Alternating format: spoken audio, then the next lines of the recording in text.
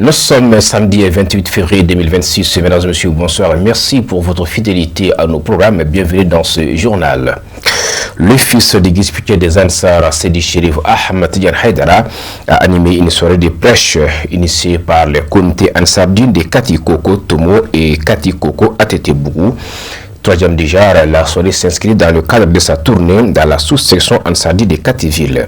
Khadija Traoré pour le compte rendu. Sous une fine pluie, cette soirée de prêche au grand terrain de Kati Koko a réuni une foule immense composée de militants et sympathisants Ansar venus écouter avec attention les paroles de paix et de tolérance de Sidi Cherif Ahmed Tidiane Haidara. Occasion pour les militants déterminés pour la cause d'Allah d'exprimer leur gratitude envers Sidi Cherif Ahmed Tidiane Haidara pour son message de paix et de tolérance. C'est la troisième édition de la tournée Chérif dans la sous-section de Kativille. Et si vous voyez qu'il y a une troisième édition, parce que ce sont les éditions passées qui ont apporté des fruits, qui ont donné des preuves.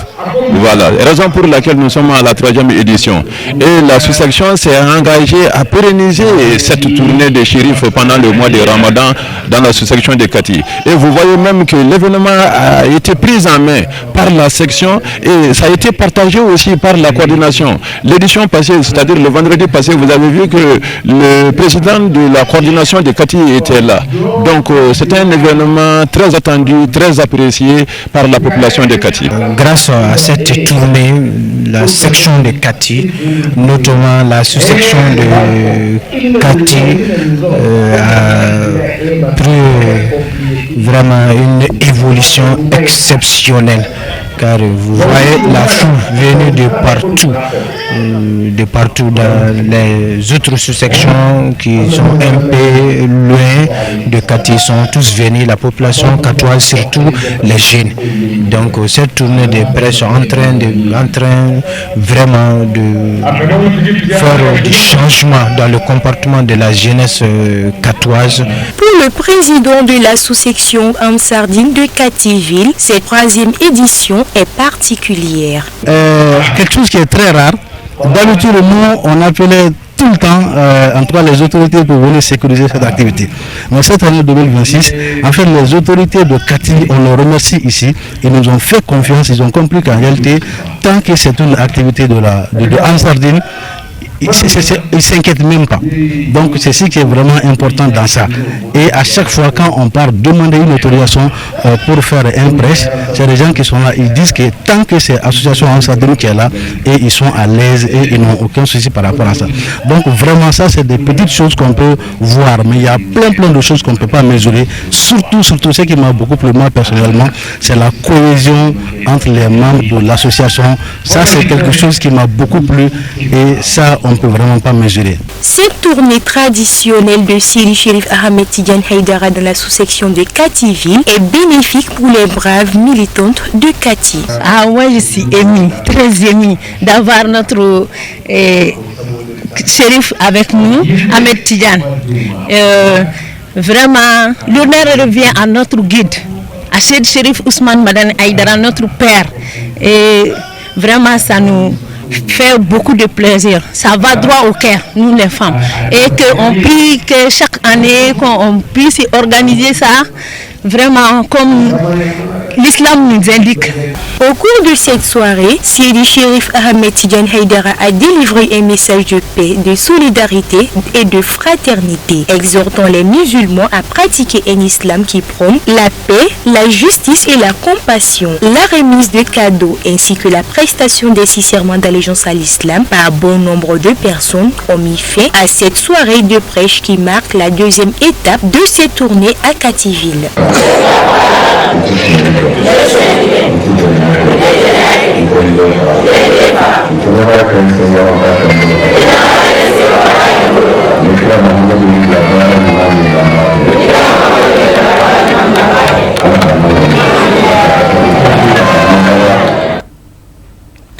La société Sagara Import-Export, dans le cadre de la solidarité en ce mois béni de Ramadan, a initié une rupture collective suivie d'une remise de dons en faveur des déplacés du Garba de Faladji. L'activité s'est déroulée le samedi 27 février sur le site à Faladji. Amadou Kamara pour le point. Un moment de partage et de cohésion sociale aux côtés des déplacés du site de Faladje Grabal. Une cérémonie de don et de rupture collective du jeûne a été l'occasion de renforcer les valeurs de solidarité, d'entraide et du vivre ensemble en ce mois béni de Ramadan. L'objectif de cette cérémonie n'est rien d'autre que on est venu à ces personnes démunies qui habitent au niveau de Faladje Grabal pour leur donner du riz dans ce mois béni du carême, pour leur dire qu'on est ensemble, on ne peut pas les laisser. Voilà, c'est à cause de la querelle qu'ils ont quitté le village qui sont là. Et donc on est venu les rejoindre pour leur donner du riz et leur donner de faire un retour collectif avec eux pour dire qu'on est avec eux. Voilà.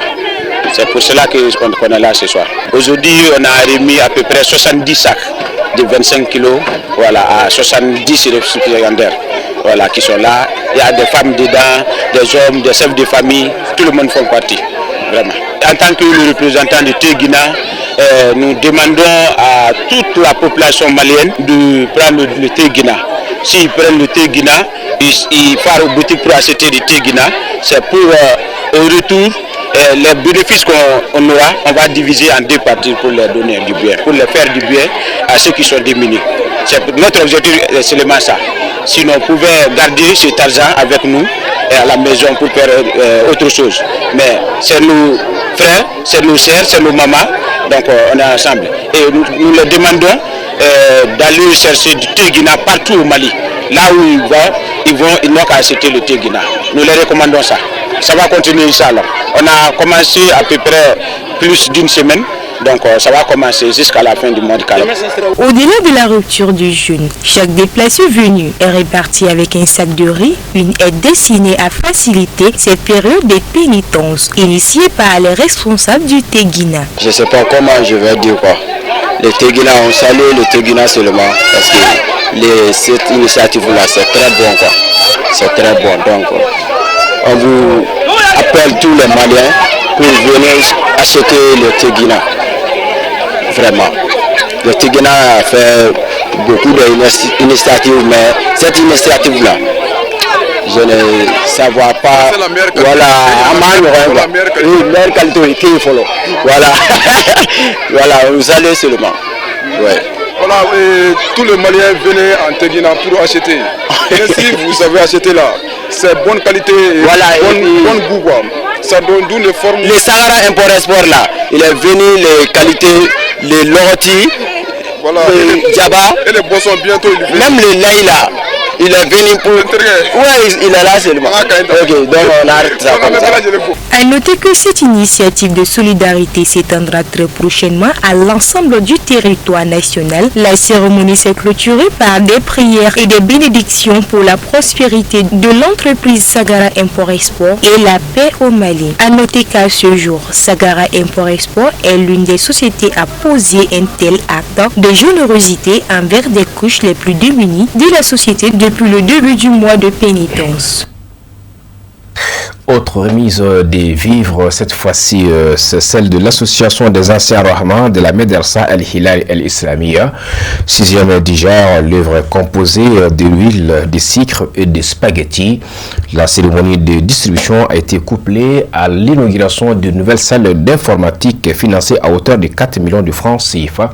Salut Sylvie pour les détails. De bidons d'huile, de cartons de spaghettis, de sacs de sucre de 5 kg, de sacs de riz de 25 kg.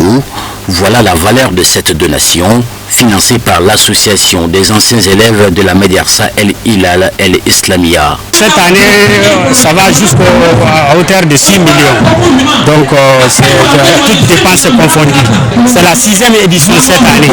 Et cette année, on a essayé vraiment de mémoriser, de donner vraiment le nom de cette activité à notre éminent professeur qui est le professeur Abdoulaye Diarra. Donc, c'est la 6e édition cette année. Une initiative qui vise à soulager les familles à faible revenu, mais aussi à toucher les orphelins. Autre couche concernée, celle de l'association des élèves de la Médersa El Hilal El Islamia des années 86. La cérémonie, comme d'habitude, nous organisons chaque Ramadan, vraiment cette cérémonie de don que nous avons initiée il y a 6 ans de cela. Et chaque année, on est là pour donner quelque chose. Comme on a l'habitude de dire, la charité bien ordonnée commence par soi-même. Donc quand nous sommes réunis, on a dit il faut venir en aide à nos éminents professeurs qui ont eu à un certain moment à transmettre des connaissances. Ce qui fait qu'aujourd'hui nous sommes fiers. Donc on a commencé d'abord par les donner des kits pour le mois de Ramadan. Et ensuite de cela, on a initié aussi de prendre en charge les enfants orphelins qui sont dans cette madrasa, prendre leurs frais scolaires et leurs kits scolaires. Et cette année aussi, on a pris l'initiative de rénover la salle informatique entièrement. Donc nous menons des activités comme ça pour notre madrasa. Les bénéficiaires n'ont pas caché leur satisfaction tout en exprimant leur gratitude aux donateurs. On a eu les dons de la part de l'association Ar-Rahma. On les salue infiniment. Les dons, ça nous appuie aussi. Les dons, ils ont renouvelé la salle avec des nouvelles machines et des Wi-Fi à l'appui aussi. La portée, ça nous appuie infiniment.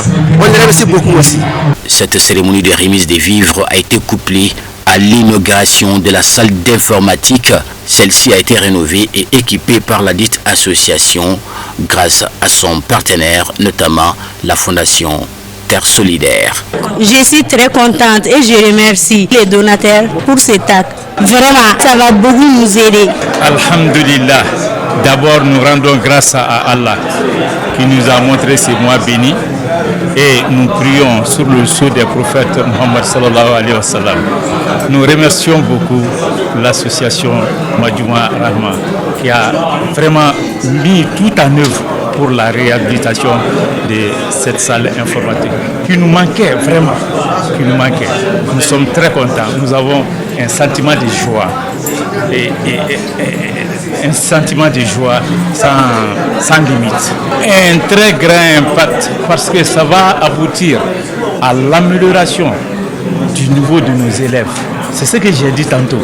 Ça nous manquait. Et puis, ça va davantage encourager les enfants à venir, n'est-ce pas, dans la salle d'informatique pour l'apprendre, qui est un outil incontournable aujourd'hui. Rappelons que cette cérémonie de remise a été baptisée Feu Abdoulaye Diarra, premier directeur de la Médersa El Hilal Islamia. Le clou de l'événement a été marqué par la remise symbolique des vivres, suivie de la remise des attestations et des kits scolaires à certains élèves qui se sont illustrés pendant l'année scolaire. L'essentiel du reste de l'actualité en brève en image est commenté par Moussa Fomba.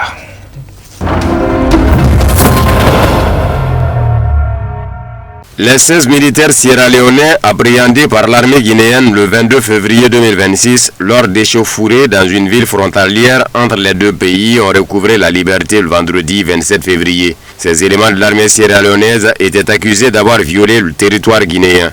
Leur libération est le fruit de discussions de haut niveau conduites par le premier ministre guinéen Amadou Ouriba et le ministre sierra-léonais des Affaires étrangères El Hadji Timothée Kaba à Conakry la veille. Les Guinéens et leurs voisins sierra-léonais ont décidé, lors de leur discussion de haut niveau, de mettre un cadre conjoint pour résoudre les litiges liés à la délimitation de leurs frontières communes. Les deux États ont ainsi décidé de mettre en place une commission conjointe et permanente chargée d'examiner les questions frontalières et de prévenir tout nouvel incident, a précisé Maurice Anda Kouyaté, ministre guinéen des Affaires étrangères. Tout a commencé le 22 février 2026 dernier, quand l'armée guinéenne a arrêté des militaires sierra-léonais dans le district de Koudaya, dans la préfecture de Farana, à plus de 600 km au sud-est de Conakry. Les Guinéens les accusaient d'avoir fait une incursion sur leur territoire sans aucune autorisation et d'y avoir hissé le drapeau sierra-léonais.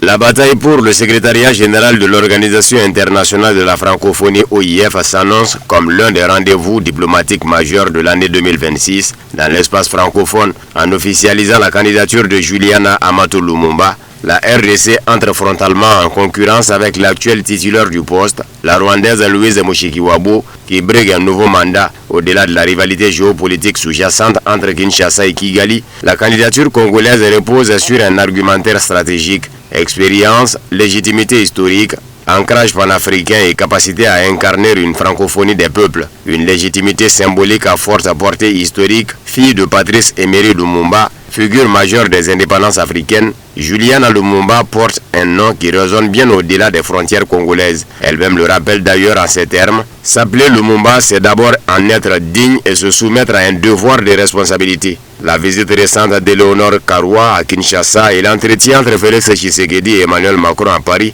ont confirmé que le dossier est pris au sérieux au plus haut niveau diplomatique. La France, tout en affichant sa neutralité, reconnaît le poids stratégique de la RDC dans l'avenir de la langue française. Dans cette perspective, confier le secrétariat général à une personnalité issue du premier bassin francophone mondial apparaît comme un argument politique cohérent. Louise Mushikiwabo mettra en avant son bilan, sa connaissance des rouages internes et la stabilité institutionnelle. Mais la question d'un troisième mandat pourrait susciter des débats au sein des États membres.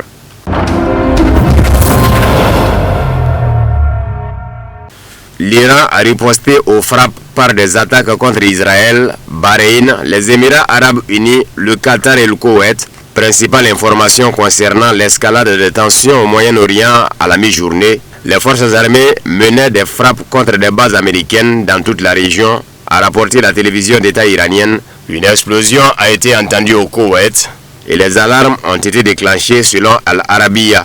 Le pays a temporairement fermé son espace aérien d'après Al Jazeera. Une explosion a également secoué la capitale des Émirats arabes unis, Abu Dhabi, et le pays a fermé son espace aérien selon les médias. La défense anti-aérienne était en action à Dubaï. Le centre de soutien naval de la 5e flotte américaine à Bahreïn a été la cible d'une attaque de missiles, selon l'agence de presse bahreïnie. De nouvelles explosions puissantes à Jérusalem ont été signalées par Al Jazeera. L'opération militaire israélienne en Iran devrait se poursuivre au moins jusqu'à la fin du week-end. L'attaque comprend le lancement de missiles Tomahawk depuis la mer et de missiles air-sol tirés par des avions de l'US Air Force et de l'US Navy, rapporte un journal américain. Le premier ministre libanais a mis en garde contre le risque d'entraîner le pays dans une aventure. Il s'agirait probablement d'un message indirect adressé au Hezbollah, l'incitant à ne pas soutenir l'Iran, rapporte une agence de presse américaine. L'accès à Internet était quasiment coupé en Iran avec seulement 4% de connectivité,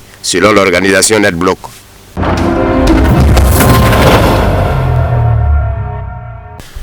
Les Houthis au Yémen ont annoncé la reprise des frappes contre des navires américains en mer Rouge. Ils ont condamné l'agression américano-israélienne contre la République islamique d'Iran et ont exprimé leur plein soutien à Téhéran. Côté américain, 3 avions de transport militaire de l'US Air Force ont quitté Israël pour la capitale jordanienne Amman. Un autre s'est dirigé vers l'Arabie Saoudite, a constaté Sputnik à partir des données de vol. Côté iranien, les rumeurs selon lesquelles le commandant en chef Amir Hatami aurait été touché lors des frappes de missiles sont fausses, selon l'armée iranienne. Plus tôt, les médias avaient rapporté son élimination. La résidence d'Ali Khamenei, de son côté, aurait été rasée par une frappe aérienne, selon les médias américains. L'ayatollah se trouve dans un lieu sûr, a auparavant indiqué la partie iranienne. Le nombre d'enfants tués dans une attaque contre une école pour filles à Minab s'élève désormais à plus de 60 et 60 autres personnes blessées selon les médias. Alors que l'Iran vise ses installations américaines dans la région, les pays qui abritent les bases américaines dans la région sont l'Égypte, la Turquie, la Syrie, l'Irak, la Jordanie, les Émirats arabes unis, le Koweït, Bahreïn, l'Arabie saoudite et le Qatar.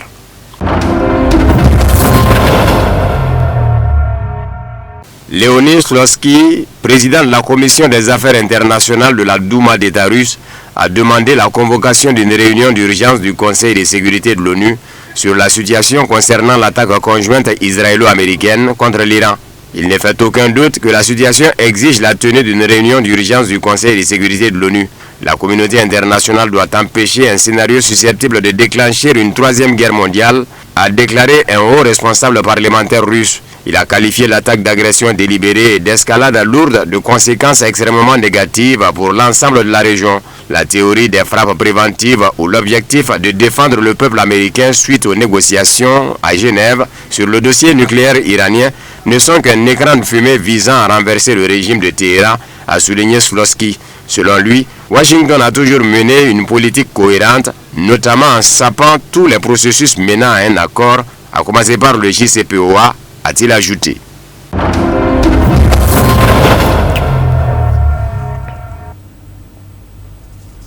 Point final à ce journal. Un grand merci à vous de l'avoir suivi. Excellente suite sur Chérif la télévision. Bonsoir.